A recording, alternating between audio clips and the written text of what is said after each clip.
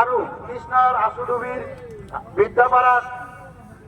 ৰাজহ অঞ্চলত যি এক অমানৱীয়ভাৱে উচ্ছেদ চলালে, লগতে আমাৰ পুনৰ সংস্থাপন অবিহনে চৰকাৰ তথা জিলা প্ৰশাসনে উচ্ছেদ চলোৱাৰ পিছত আজিৰ তাৰিখত উচ্ছেদিত ৰাইজে বিভিন্ন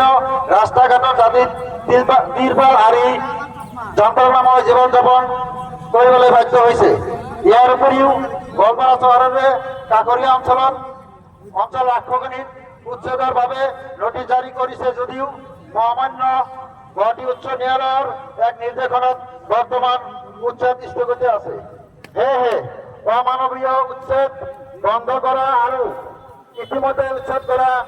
সকলক শীঘ্ৰেই পুনৰ সংস্থাপনৰ ব্যৱস্থা কৰাৰ দাবীত গোৱালপাৰা জিলা